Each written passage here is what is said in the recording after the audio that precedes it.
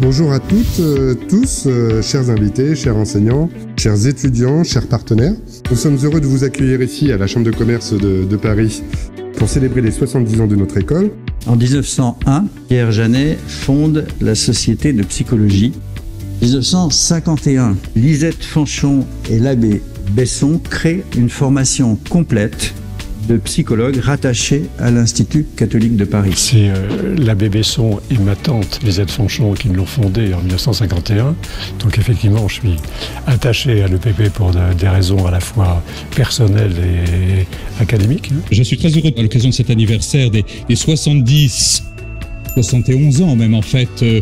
L'école commence à tricher un peu sur son âge. En plus, c'est à peu près mon âge, donc c'est un âge qui compte. Ouais. Le 22 mars 1990, le décret numéro 90-255, permettant de faire usage professionnel du titre de psychologue, mentionne explicitement le diplôme délivré par l'école des psychologues praticiens de l'Institut catholique de Paris.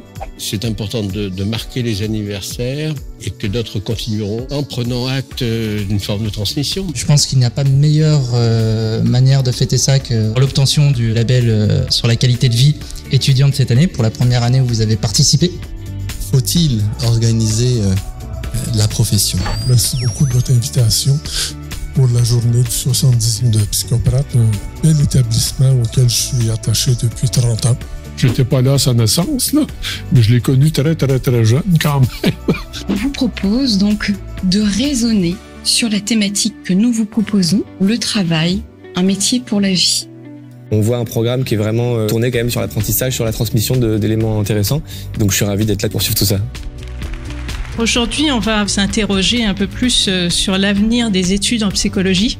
Ensuite, chacun explicitera la position de son organisation ou sa réflexion personnelle sur le sujet de l'allongement des études en psychologie.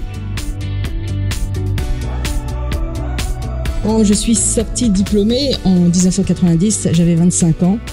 Si j'ai pris quelques rides, ce que je peux vous dire, c'est que l'école et l'association n'en ont pas pris absolument aucune. Je suis en 5e année à l'EPP et je vais vous présenter mon mémoire qui porte sur le vécu de couple ayant renoncé à l'assistance médicale à la procréation après plusieurs tentatives infructueuses.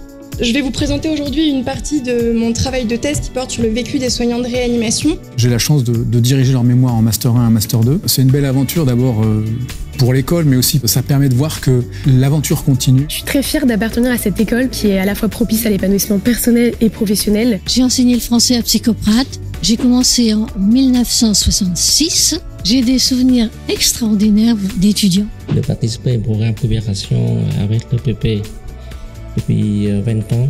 À l'époque, c'était une coopération stratégique, mais on devient des amis.